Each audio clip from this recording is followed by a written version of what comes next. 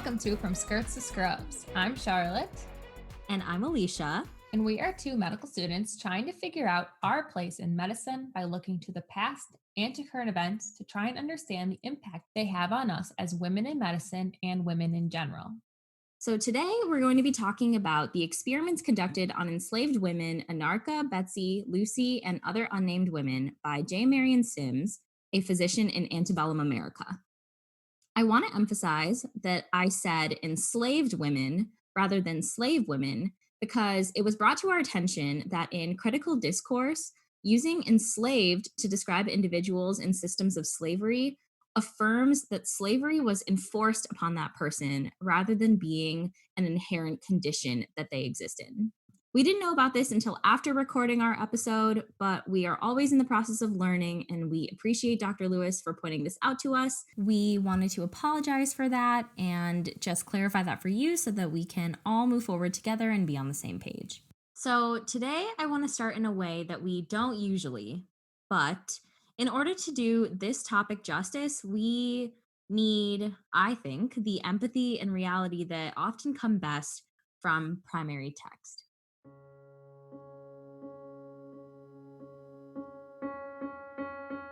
It had to come away, and there was nothing to do but to pull it away by main force. Lucy's agony was extreme. I thought she was going to die, but she recovered with great rapidity, and in the course of a week or 10 days, was as well as ever. After she recovered entirely from the events of this unfortunate experiment, I put her on the table to examine the result. The operation was performed in December 1845. It inaugurated a series of experiments that were continued for a long time. So that came from Marion Sims' private journals that he kept and ultimately published as a book. And that passage was about Lucy, one of the enslaved women that we are going to be talking about today, along with Anarcha, Betsey, and 7 other unnamed women who were the subjects of Marion Sims' human experiments. But before we get into everything, today we are going to be talking about topics of race and racism against Black Americans, particularly Black women. And we want to start by acknowledging that we are not Black. We will never be able to truly understand what Black individuals are facing in the United States. But to our Black listeners, friends, and fellow Americans, we stand with you and will walk beside you even though we cannot walk in your shoes. At the time of recording, millions of people have taken to social media and to the streets in protest, demanding action, donating money, and galvanizing each other to inform and educate themselves about how to be actively anti-racist. Even though this episode won't be posted for another month, we hope that whenever you're listening to this, that the momentum has persisted, and that this episode can be a reminder to continue to do and be more. As a podcast centered around social justice and history, we felt very strongly about contributing to discussions of race within our spheres of feminism. And a lot of discourse circulating has been about educating ourselves and becoming more informed about Black history that is so painfully unacknowledged. Staying silent only causes more harm, so today's episode is our way of opening up one of our conversations about race and gender to you. And we're excited to engage with you about this topic. Also, during our Feminist Corner discussion, we will be joined by Dr. Diana Lewis, a professor of women's studies and American culture at the University of Michigan in Ann Arbor. She will be talking with us about intersectionality, how it relates to the episode, and how we can use it to navigate our daily lives. So be sure to stick around for that. And I guess with that, I wanted to ask you, Shar, as always, what do you already know about the slave women that Sims experimented on? Maybe you know why they were the subjects of his experiments, or even what field of medicine he was working in? Anything? Yeah. So from what I know, he is known as the father of gynecology, which I learned from you already. I know I'm reading a book right now about women in medicine, and they mentioned that he discovered some like cure to something or like how something worked. I don't remember what it was at this moment. And yes, and that he experimented on slave women. And yeah, my mom actually tagged me in a Facebook post about him today, and I refused to read it in the moment because I knew that we were recording this tonight. I didn't want to have any spoilers. I love that. I'm glad that she is keeping you woke. So, yes, you're right. J. Marion Sims, his title to some these days is the father of modern gynecology. And this man is just a huge racist. Oh And man. for 4 years, he conducted experiments on Black enslaved women because he was searching for a way to repair vesicovaginal fistulas. That's the Mm, thing. okay. So let's dive right in. I'm going to explain all of that.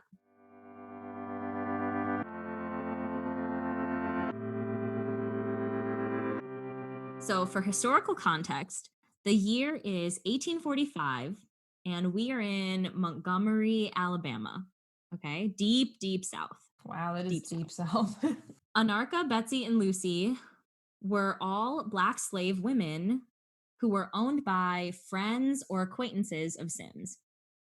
So Betsy was 17 or 18 years old at the time. She had been married the previous year and she had a baby, and then for a month was unable to keep urine from leaking out of her body. Ooh, no good. Anarcha was 17 and she also had a baby, and she had been in labor for 3 days. And that's important to remember. So remember that. Okay, wow. Yeah. And Anarcha actually lost control of both her bladder and her rectum. And so Oh she was leaking a no. lot of different fluids and she was in incredible pain. And then Lucy, you heard about her a little bit in our description Hmm. from the primary text that I read at the beginning, but she was about 18. Similar thing. She had a baby, gave birth, and for 2 months after, until she went to see Sims, like to get treated, quote unquote treated, she was unable to keep urine in her body. So all of these three women had what are called vesicovaginal fistulas, which are basically tears between the vagina and the bladder, or the vagina and rectum, usually the vagina and bladder, that result in a leakage of bodily fluids and constant pain. Oh god. Yeah. And actually, for those of you who like etymology, vesicovaginal fistulas basically speak for themselves as to what they are, because vesico means bladder, and then vaginal, of course, refers to the vagina, and a fistula is a tear. And so it's a tear between the vagina and the bladder. Makes sense. And yeah, according to a review paper published in The Lancet, an estimated 3 million women have unrepaired vaginal fistulas today. And most of these occur in developing countries, but they come with a lot of pain and a lot of stigma still in these countries. However, these fistulas were very common, very, very common in the 19th century because of childbirth, especially in cases of longer labor, because the tears that were being caused were a result of tissue damage. Okay. So this all will come back. It all makes sense. But back to Sims, back to these women. From 1845 to 1849, Sims experimented on these three women and others, 7 others who are unnamed. But to give you an idea of the scope and just amount of experimenting he was doing, he performed surgery on Anarcha 30 times over the course of What? 4 years. Yeah. 30 Have you ever had a times? surgery? I had my wisdom teeth removed. Like, Okay, I mean, same. I guess that counts as a surgery, but I literally cannot imagine. I cannot imagine having surgery.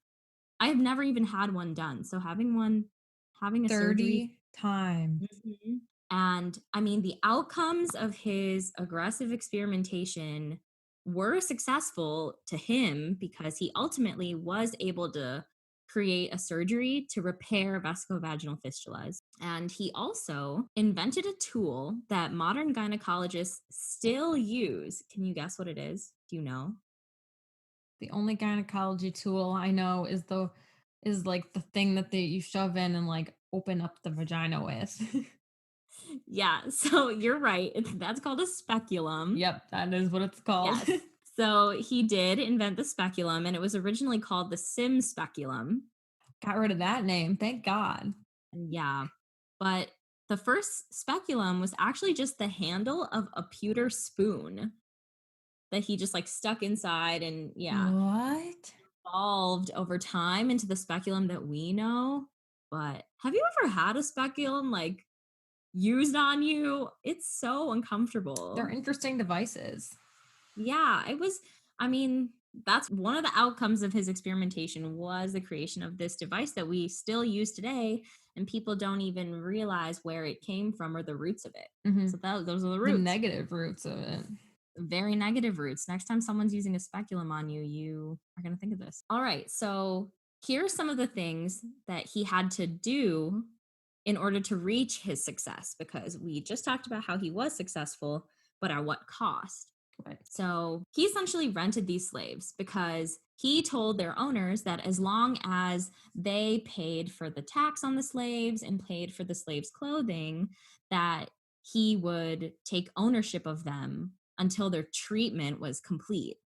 And so he was effectively renting them. And in his autobiography, well, he had these journals, and the like his whole journal is published. And so I read some snippets of it. Originally, when I learned about this experiment or these experiments, it was in a class that I took about history of human experimentation. Right. So I have access to a lot of these journal documents, and I was reading through them again for my research. And he talks about how there were many advantages to being able to work on these women that were basically his property. And he said, Oh God. quote, there was never a time I could not at any day have had a subject for an operation. Oh my God. That's I terrible. know. I Wait, know. so he rented them like they were obviously very sick post pregnancy, not being able to control their bladder or their rectum. So did he rent them, like going to his friends, being like, yo, your slave isn't usable right now or something? Like, Oh can God. I rent them? Well, Like, that's so kind of. It was terrible. more like that these women weren't an asset to the slave owners anymore because they were Okay, yeah. in such pain and Hmm. in this condition, that that's why he was called in to examine And them then you basically and like offered, be like, their oh, physician. let me like Yeah, take care of them. Like, I'll take them under my wing. basically that. And that's kind of what you're saying, that he effectively was like, these women are no longer of use to you, so I can quote unquote repair them and give them back. God, that's Purely a terrible. business Yep. transaction. I Not know. like they're humans or anything. And like I mentioned before, he did 30 surgeries on Anarcha.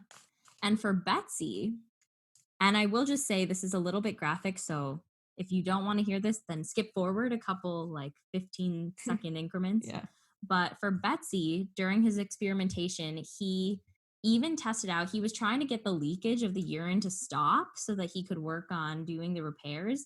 And so he tested out leaving a sponge inside of her to soak up the urine That's in so between bad. procedures. Then I it gets know. stuck. And also, it literally caused major infection. Oh my It's like God. when you leave a tampon in for too long and you go into toxic shock And syndrome. It's then that same. die. Yes, exactly. She almost died. She actually almost died from this. Wow. And he was having similar issues, not with this, like the sponge was a problem, but he was also having issues because he was using unsterilized silk thread for the sutures. And of So they were course, getting like you infected? can't, yeah, they were getting infected from the silk thread that he was using. He eventually remedied this by switching to silver thread, because silver has like natural antibacterial properties, Hmm. but that doesn't discount the fact that he literally caused bacterial infections in all these other women before he came to this realization. Oh my God. But the worst part about all of this, the worst thing I think, is that he didn't give these women anesthesia. I was wondering that. I was like, is he doing vivisections? Which vivisection is dissecting a human who is alive or anything that is Yeah. alive. And obviously he's not dissecting them, but like he's cutting them open and like doing procedures on them while they are fully awake. That's Yeah. torture. That's actually torture. And he was. Can you think of why he was doing this? Maybe to understand like the pain levels or something, or to save money. That's a good guess. Yeah, it's just that he was a huge racist and he was terrible. And he, like you were kind of saying, relating to pain, but not really. He just believed that Black folks experience less pain than white folks. which is a belief that still persists today. And we've talked about this, and it's just so beyond ridiculous, Doesn't make any sense. actually so awful. And Wow. So he was like, their pain tolerance is way higher. So I'm just going to do this, save money, not use anesthesia, and just go ahead and just do it. yeah, basically. I mean, I'm not 100% sure about the money thing just because when people argue in favor of Sims, they say that at the time anesthesia wasn't widely used and widely available. But Okay. I feel like that's a very, very weak argument because down the line, when he did eventually do these surgeries on white women, he did use anesthesia. Oh, so that just Yeah. shows how racist he is. Truly so racist. And it really shows how ingrained this racism was. Like, he truly believed that these women experienced less pain because they were Black. So instead of anesthesia, what he did was he gave them morphine after their procedures were completed. So the whole procedure was without anesthesia, but after he gave them morphine for the pain, but he didn't think about the fact that morphine is an opiate. And I mean, he did 30 surgeries on Anarcha. So Like, they become addicted, probably. yes. Oh, Yeah. no. After they were addicted, there's evidence in his journals of them being like constipated and things like that, which are side effects of opiate addiction. So he was clearly not thinking about those like long lasting changes. He just had this goal and he was using them, and that was what he did. And so not only did he, Do you think that he attributed those symptoms that would come from opiate addiction to his surgeries and stuff? Do you think that he thought they were side effects to the procedures he was doing and just completely didn't even think about the addiction? that's possible. I do think that he didn't really see his surgeries as something that was harming them at all. He only saw himself in this benevolent way because something else that he mentions in his journals is that down the line, when he starts doing the surgery in other women, when the surgery outcome turns out poorly, he wouldn't blame himself and blame the surgery going wrong. He would blame the midwife or the nurse or the whoever was delivering the baby, saying that it was Wow. their fault and therefore his surgery didn't work, and that's why there was like a failure. Just pushing it off to other people. Yes, exactly. I doubt that he would give any second thought to the surgery and the outcomes of the surgeries or the side effects. I don't think he was thinking about that at all. I think he was really just thinking about his goal and what he could get out of it. Okay. But I do have a little story relating to anesthesia and opiates that I kind of wanted to tell because it's a personal story that I thought was interesting. So during my research and reading about this, I was thinking about how when I was a doula, so in college, I was a birth doula. And for those of you who don't know what that is, it's someone who supports pregnant moms during childbirth and labor, during the labor process, and then like also before and after labor. And I remember I had one mom who was terrified of needles. She had a huge needle phobia. Also, she had a very low pain tolerance. She knew this about herself, and she was nervous because she wanted to have a natural birth, but she knows she can't handle pain, and birth is very painful. Right. Labor is very painful, but she couldn't get an epidural, which Because of the is needle. right, because an epidural gives you painkiller directly into your spine, and it completely numbs a certain part of your spine and down, and you can't feel anything. Like, you only feel pressure. So you can't even feel your legs when you have an epidural. It's like fully blocking all You pain. lose half your body. You really do. But instead, she opted for another form of pain reduction, and she asked for morphine because they do give pregnant women like small doses of morphine to help control the pain. Hmm. But as I'm sitting with this woman who is in labor all night long, basically every contraction that she had, she would feel all the pain of it because morphine doesn't make the pain go away like an epidural. It just dulls the pain. And then after the pain subsides, you like don't remember it. Oh. So she would experience all the pain, but she was so loopy, she wouldn't remember it after the contraction subsided. And she would just fall asleep immediately and then wake up again, have like a full contraction that was super painful, squeeze my hand really tight, and then let it go, fall asleep, and wake up. And that happened all night long. And so, thinking about these two ways of pain killing, like anesthesia versus opiates, Hmm. and seeing them in real life just made me think about that doula client and how her story relates to this story. Yeah. That's crazy. I didn't realize that's how morphine worked, especially like in childbirth. Yeah, it's interesting because you wouldn't think that they would let you take morphine Hmm. because during childbirth, everyone is very particular about what you put in your body and like what Right. medication you get.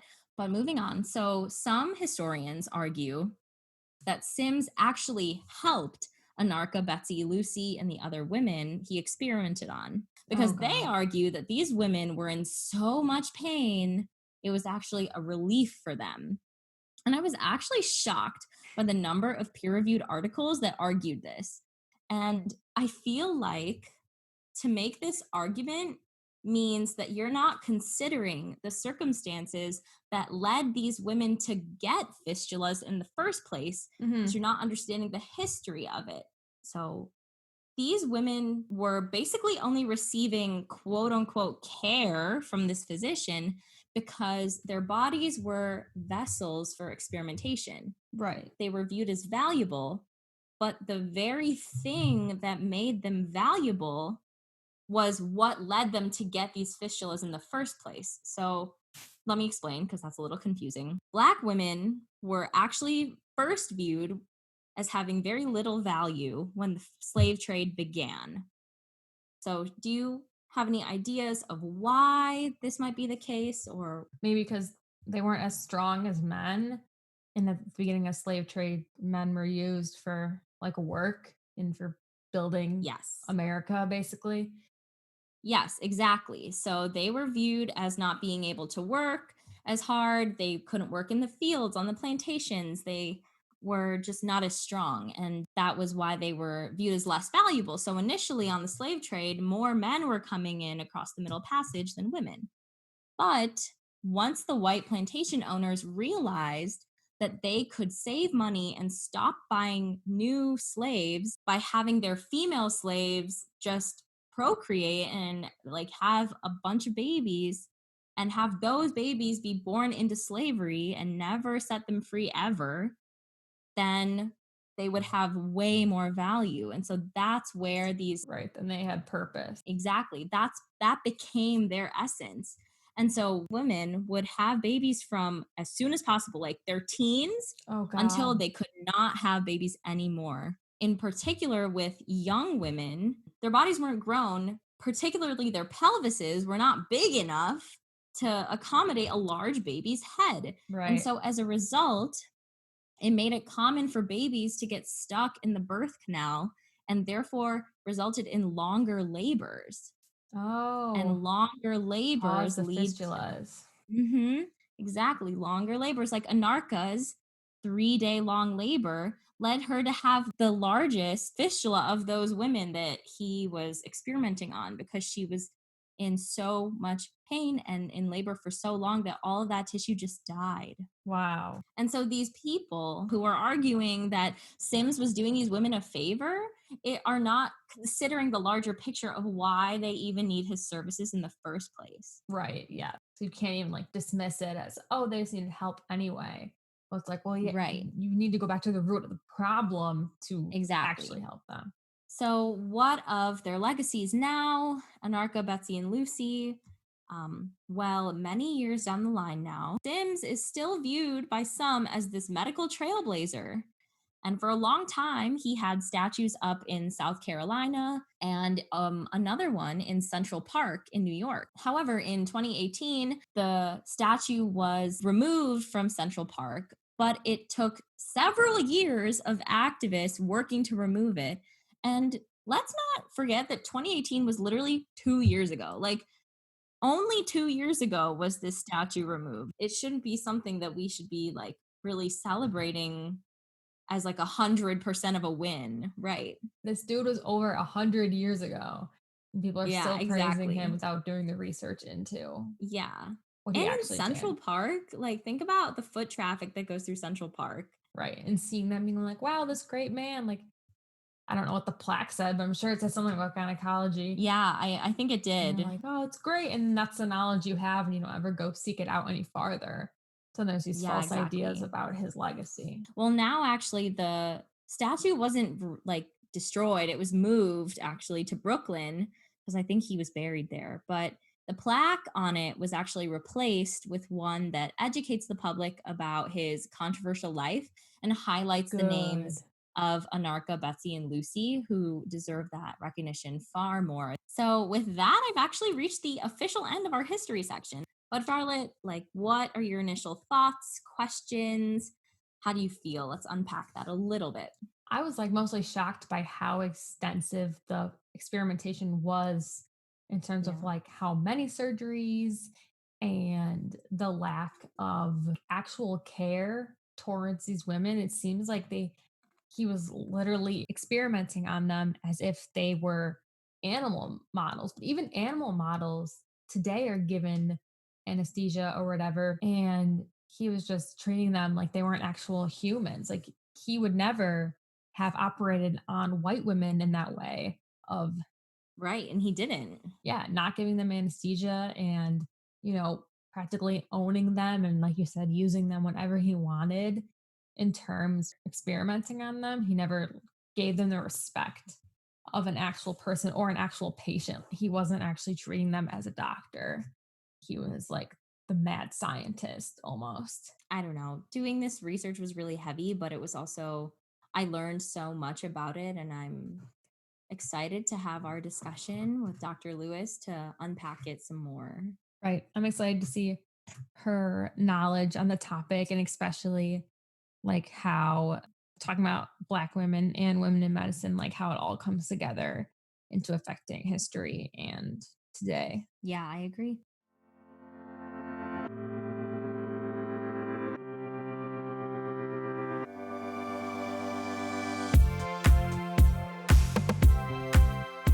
This week, for our Feminist Corner discussion, I want to start by introducing our guest. So, Dr. Diana Lewis, as I mentioned before, is a professor of women's studies and American culture at the University of Michigan. She teaches several classes, including the one I took with her, and I can honestly say she was my favorite women's studies professor in undergrad. Her research revolves around topics of slavery, mental illness, Black feminism, and more. And her book manuscript, titled Colored Insane: Slavery, Asylums, and Mental Illness in the 19th Century, explores the impact of major transformations in American psychology and African American social conditions in that time. We are so happy to have her. So, welcome, Dr. Lewis.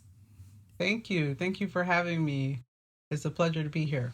Yes, we are so excited. But before we unpack a little bit about what we learned about Anarcha, Betsey, and Lucy, we first wanted to talk about intersectionality, its origins, and how it relates to these experiments. And so I want to quickly tell a little story that starts in a courtroom. It was a discrimination case, DeGraff and Reed versus General Motors, 1976.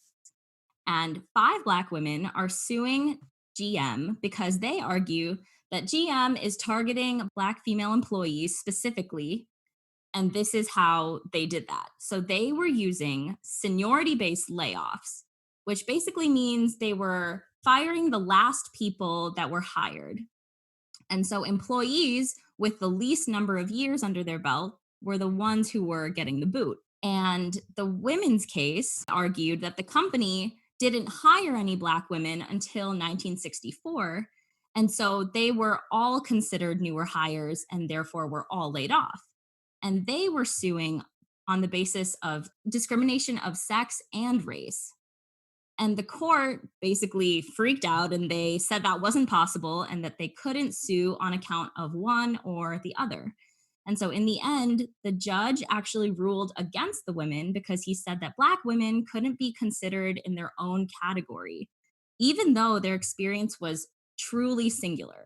So this court case, years later, in 1989, was cited by Professor Kimberly Crenshaw, along with two other cases, and they helped her in her argument and in her definition of this term that she coined, intersectionality.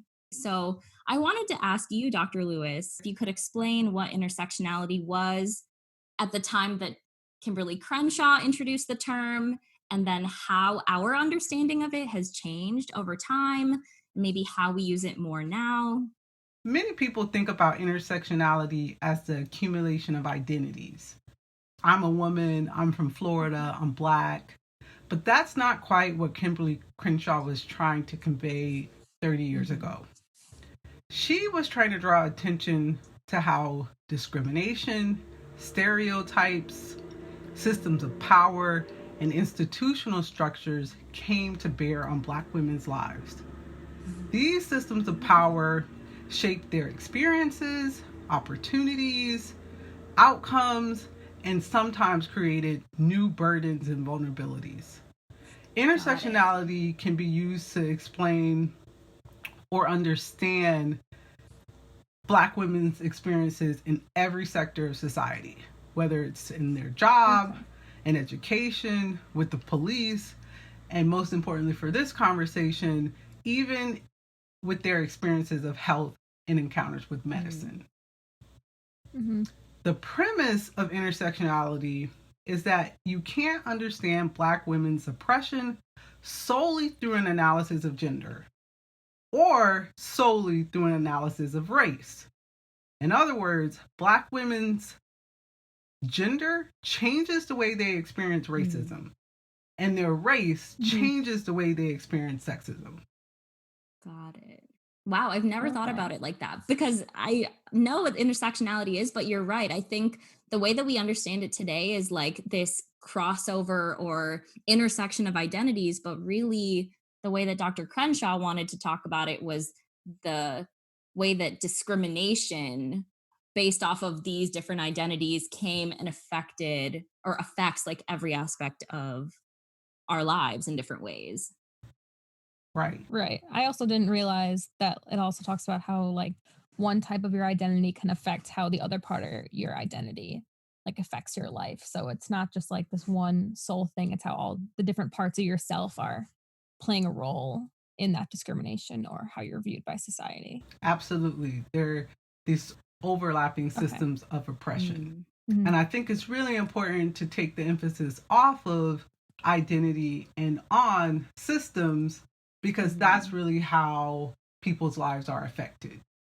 That really ties in well with my next question. So I wanted to ask both of you how you felt like intersectionality helps us better understand what Anarcha, Betsey, Lucy, and these other enslaved women experienced during the 4 years that they were experimental subjects, but also how it could help us understand the way that they lived, like just in their lives as enslaved women. When I was thinking about how intersectionality affected these enslaved women, my first thought was, okay, how are they affected because they were women in the first place? And I was thinking about how the role of women was to bear children and to have these children, and how the care associated with being pregnant and like all the OB care was having these negative effects on these women in terms of, how long their labor was lasting and causing these fistulas. And then I started to think more about how they were Black women and how they were enslaved Black women, and how this was causing an even larger discrimination in terms of them being childbearers, because they weren't just bearing children because they wanted to grow a family, right, and have their own children. We talked a lot about how enslaved women were given this purpose, sadly, that they were going to have children for the white owners to have more enslaved people. And that is like an inhumane way of looking at childbirth and the importance of childbirth. So that just had a negative effect on them, because they were having children, as we talked about, so young and not getting the care they needed. And especially having so many childbirths just has a huge toll on the body, even in today's society. If you have multiple children, like that can cause negative effects on your body. And this was over 100 years ago. So I can't even imagine what it was like then. And then on top of all of that, just being Black women and the discrimination that Black people faced during that time.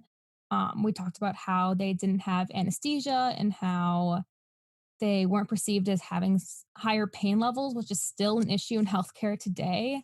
With Yeah, crazy. yeah, when Black people go in and search for pain medication, they're less likely to get it. And it was the same as when Sims was experimenting on these women, and I think that had a huge role in what they went through during this experimentation. Yes, Charlotte, you have touched on some really important things that absolutely impacted the way that Black women experienced normal health issues that white women also experienced. White women were having children, Black women were having children, but even those experiences of childbirth changed when we talked about who the women were and their status as slaves. So you're absolutely right. Black women's race changed the way they experienced health concerns, but their gender also changed the way they experienced slavery. A famous slave narrator, Harriet Jacobs, who's now famous, but she wrote an 1861 slave narrative called Incidents in the Life of a Slave Girl. And in it, she has this really famous quote where she says, "Slavery is terrible for men, but it is far more terrible for women. Super added to the burden common to all, they have wrongs and sufferings and mortifications peculiarly their own." And what she goes on to talk about in the narrative is that women were not only used as a source of labor in fields and in homes, etc., but they also faced particular sexualized violence and also were exploited for their reproductive abilities, right? So their experiences of slavery were different than men. And the reproductive abilities that they had was a unique category. And that is really what shaped Sims' experiences with them. Those are the things that were important for understanding why he was able to do what he was able to do, when he was able to do it, how much he was able to do it, the conditions under which he was able to do it. Yeah, wow. So all of that, Dr. Lewis, kind of coming together and thinking about how using intersectionality is really one of the key ways we can understand or even try to understand what these women were going through. I'm wondering, in your opinion, what we don't see when we think of enslaved women and their experiences. I will say that Black women's bodies were considered disposable outside of the use for their slave masters.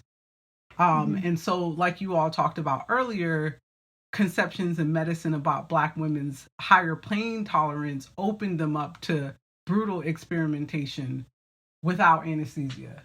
And that just wouldn't happen with white women, particularly white women with privilege. Right.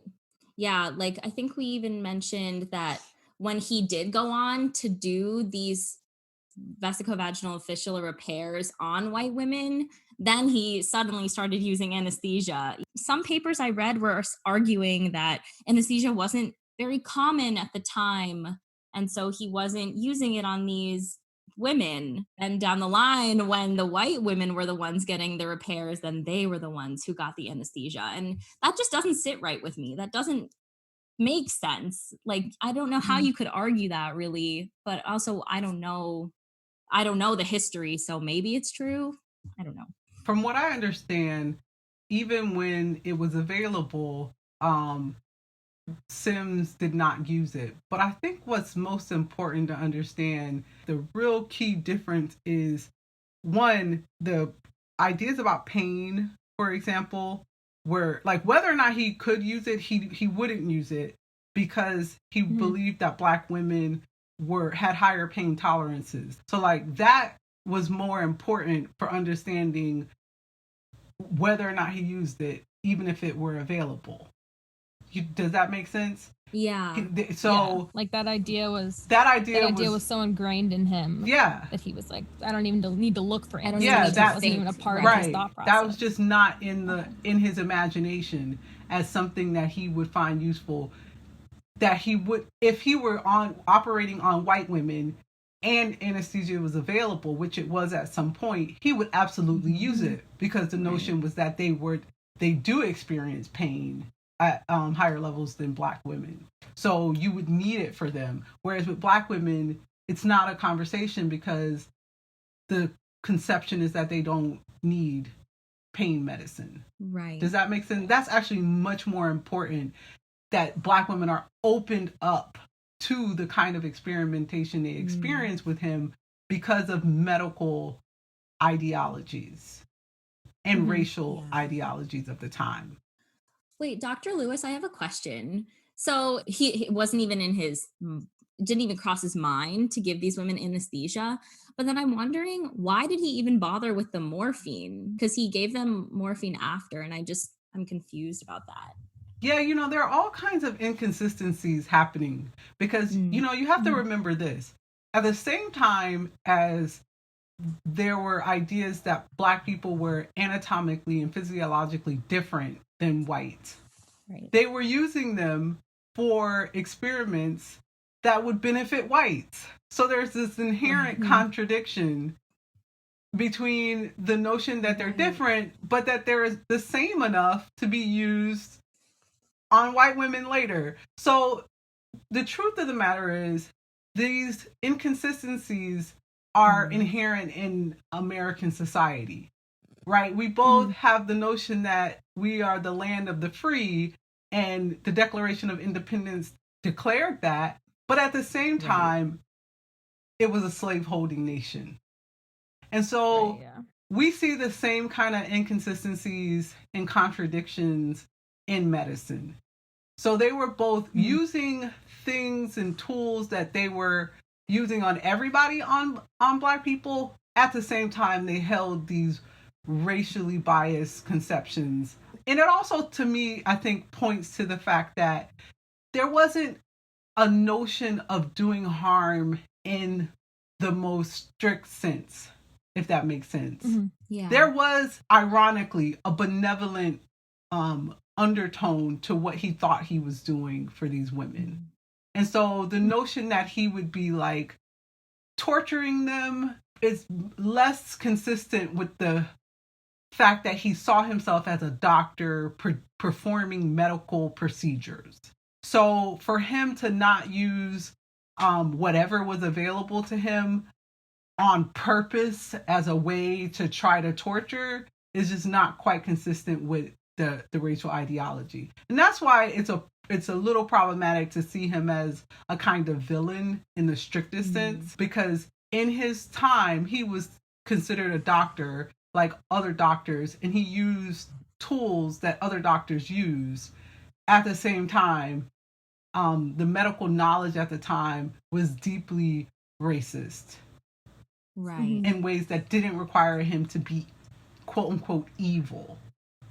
Right. And just what he's known for kind of brings to light those racisms that were rooted in medicine. So yeah, like he's not the bad apple like we were talking about earlier. No, he's definitely not the bad apple. He's like a concept or a product of the time. Right.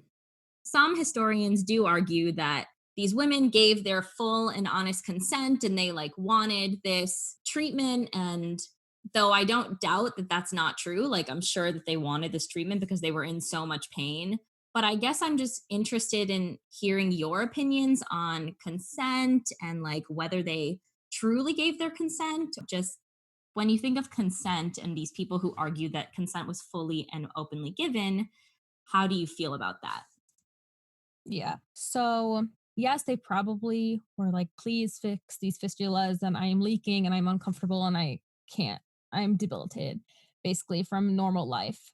In that way, you could seek consent, but I just don't consider it actual consent because these women were enslaved and they were rented to Sims. It was out of their own control to be given basically to this doctor to be operated on. They had no control over that. And that would be part of the consent process. And my idea is that if you're going to a doctor and asking for an operation and asking for them to help you, then you are the one making all those decisions and saying, yes, I want this done. Yes, I want this to happen, and going through all the steps of deciding for yourself. And they had all the decisions kind of made for them up to the point of them being in pain. And they were only in pain because of the decisions made for them originally. So the arguments that they did give consent, maybe in the moment they said, yes, please help me, but also they had no control over how they even got to that point in their life. Yeah.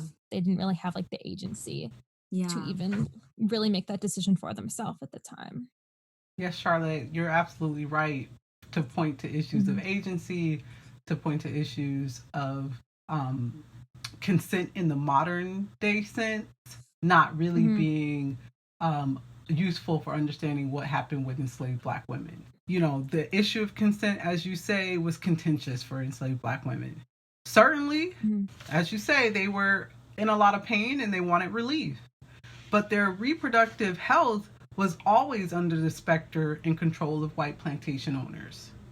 As enslaved women, they did not have the power to give consent for their health treatments, and any sort of treatment they experienced was the result of conversations between men. That is, white slave owners and white male physicians. The conversation was primarily about restoring what the slave master considered as property. So, like you say, issues of agency, particularly Black women's agency, are really fraught at this time. That's such a good point to bring up about like the agency, and then also how all of the decisions being made for these women were being discussed among groups of white men, and how they weren't even in the room. Right. They weren't even close to the room. So the fact that that was the case, they had no choice. And I feel like I remember one of the most basic things I learned in like my first women's studies class was that oppression is the lack of freedom of choice. And so these women had no ability to even make a choice for themselves. And therefore consent isn't something that they could have willingly given. Right. Absolutely.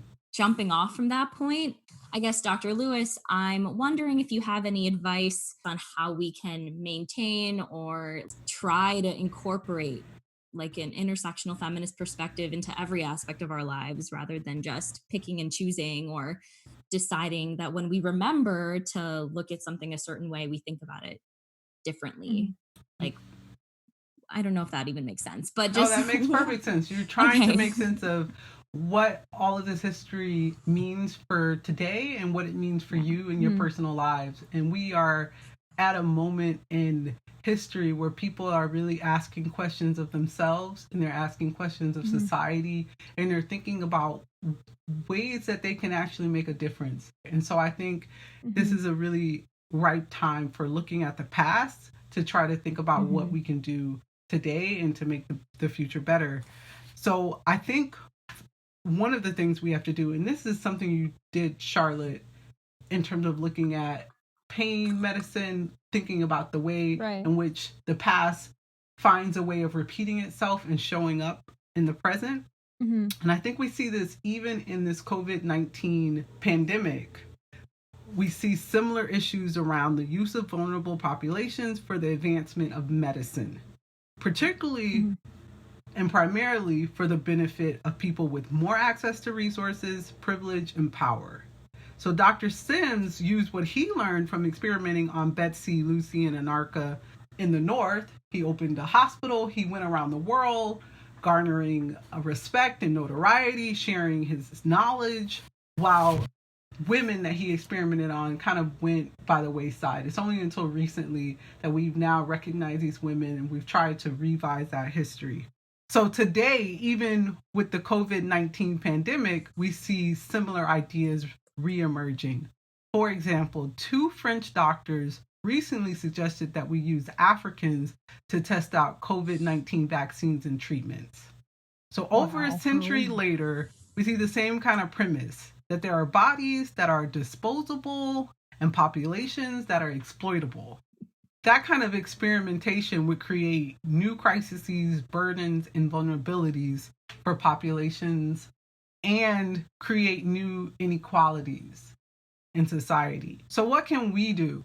So we have to understand that health and medicine doesn't exist in a vacuum, but that it too is subject to broader social realities. The field of medicine can be used to do harm, subjugate, and marginalize. Ensuring that medicine does not do harm is an ongoing process that has to be revisited and strived for. We have to identify existing practices and perspectives that are harmful and create new structures that ensure social justice and promote health and well-being. So if we take away that one bad man did one set of bad things, then we miss the opportunity to change our future, and we've doomed ourselves to repeat it. Sims' racial attitudes were of no consequence in and of themselves. They existed in a society and within systems of slavery and medical practice that made them possible. Wherever we work, play, worship, live, we're all a part of systems that reproduce justice or curtail it. So as doctors, you will be in spaces that either add value to human life or denigrates it. There's a saying in the faith community, grow where you're planted. You have to constantly ask questions of the culture, practices, and policies of your workspace. Whom do they benefit? How do they affirm human dignity and life for all the people under your care? People who occupy positions of privilege play an especially important role in this transformation. It won't happen without allies. Black and brown people cannot and have not historically achieved a better world on their own. Throughout time and across the globe, white people have forged practices of segregation and marginalization, and they have ensured systems of power are maintained. We will need the beneficiaries of those systems to help dismantle them. That's the way that I think that you can think about yourself as a part of systems and yourself as agents. And that happens wherever you are, wherever you work, wherever spaces you. It's going to take a lot of courage on the part of people who don't stand to gain in the ways that other people do. Does that make sense? So, what do you do when it doesn't benefit you directly? That's a sort of test of your humanity. So I guess just asking, like, who am I missing? Why are they missing? And like, who am I benefiting and who am I leaving out by not taking a moment? I think it's important to understand that practices, policies, systems are already in place. So what you have to do is ask questions of the procedures as they are.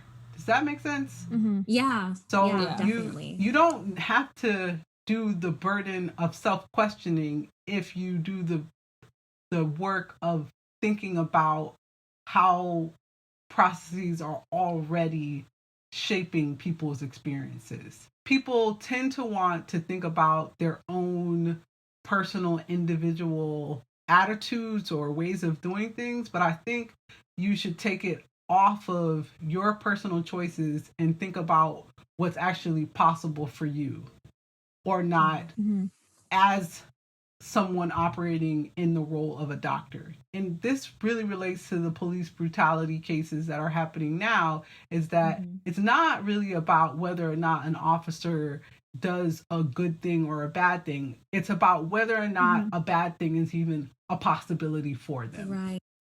It's not about whether or not someone will use a harmful tactic or practice, but the fact that that harmful practice or tactic even exists. And I think that also that's so poignant because it ties in like perfectly to what we were saying about Sims and how his existence and his choices were a product of the time. Like he didn't even think to give Black women anesthesia because he didn't even consider that. And that's because the time and the systems motivated him to act in a certain way. That's what's kind of tying me together with what we're talking about and with the experiments, is that no doctor or no cop should even really have the option to take a Black or brown life, because that shouldn't even be something that exists in the system. Right. Mm-hmm. It's that individual people's attitudes shouldn't have a consequence on shaping people's lives. The thing I was thinking like that whole time was just going into school and like being medical students, like how important it is for us to question what we're learning. And I think that's like a bigger topic just in society right now, is that we learn so much in school, but they don't talk about racism. Today's Juneteenth and like never brought up in all of my education personally. And just people are starting to realize that you have to like question what you learn throughout school. And I think that applies to medical school as well. I know like I'm reading a book about sexism in medicine right now, and it's very like general book, doesn't really get into minorities and everything. Is just a lot about the biology, but it even right now is like making me question like, wow, they taught this to doctors and female physicians are discriminating against other female patients because of what they learned in medical school and how it's ingrained in them as doctors. And I've just been reading this and thinking to myself, wow, I really need to question what I'm learning and think about like, is this all information they truly have, and like speak to professors and do the research to learn like what more is being produced in the world. I think that applies to this as well. It's just like always questioning what we're learning as doctors and what we're ingraining into like who we're going to become as physicians, because like that's the only way we're going to like fight this. I think what you're saying is so important, because the real power in racism, sexism, other isms is their ability to present themselves as normal. And part of the way that happens in education is for you to learn about things that seem normal and seem to be taken as given, that really also are informed by broader social politics. And so the notion of questioning is the most important thing you can do. And I think you also have to always be in conversation with people and with ideas that help reveal the world in a way that shows just how put together things are. The fact that we celebrate the 4th of July as a national holiday and not Juneteenth has everything to do with what our society has placed a premium on. Holidays are invented. They don't exist in a vacuum, and they also aren't given. And so I think Juneteenth is an example of a holiday that I hope one day will be a national paid holiday, will be recognized because of the monumental impact slavery has had on shaping American society and continues to have on American society. When the 4th of July was instated as a holiday, you still had for 100 years almost people who were not free.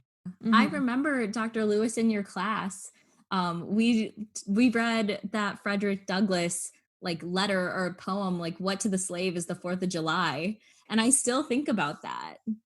And how many people think about that? How many people think about celebrating the 4th of July, but how many people are aware that for almost 100 years, everybody was not free? So we think about the 4th of July without thinking about that inherent contradiction. That, I think, is all a product of what we've been taught, and what we've been taught is normal. We've been taught that the 4th of July is all about freedom and independence without also having to wrestle with the inconsistency of slavery at the same time. I hope that we can one day learn to celebrate Juneteenth as a place of real hope. That was a moment where things could have changed. We could have decided that we were going to have a society that really did represent those ideals, but we didn't. And there were practices and policies that were put into place to make it so that all these years later, we're still celebrating the 4th of July and barely know anything about Juneteenth. But I think we're at a different time. I think this is a moment where the fact that you know about Juneteenth, I don't think most white people ever heard of Juneteenth before now. Probably not, honestly. I think we have to seize this moment. This is a time where it is okay to think about Juneteenth as a white person, as a young person, to think about our society and our history in different ways, and to embrace a past that has been suppressed for a notion of normal that doesn't actually capture our complex and rich history. I just wanted to thank you, Dr. Lewis, for being on this episode. You have truly brought so much rich discussion that we hope that our listeners will consider, because we are going to be thinking about it long after this episode is over. And hopefully we can take some of what we talked about into our lives and move forward from here. Absolutely. Thanks for having me. Thank you. Thank you for being here. That was so fun. I'm really glad that we had Dr. Lewis and that we were able to bring her into our conversation. Yeah, that was great. I loved how she brought like new perspectives and a greater understanding of the topic, because as we've mentioned, we're not professionals, but she literally is a professional. So she knew her stuff, and it was great to have someone like her be a part of this conversation. So if you, our listeners, also really enjoyed this conversation, then feel free to send us some feedback, but just let us know what you thought of the conversation, and if you have anything you'd like to add. You can also subscribe on any of the podcasting apps and leave us a rating and review, which will help us gain more presence in the podcast community and be found through search results a lot easier. Yeah.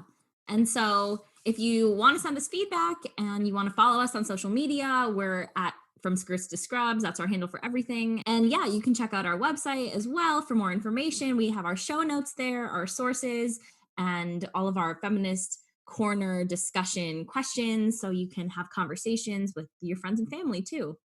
So lastly, as always, we wanted to give a shout out to the women who fought for us to be here where we are today.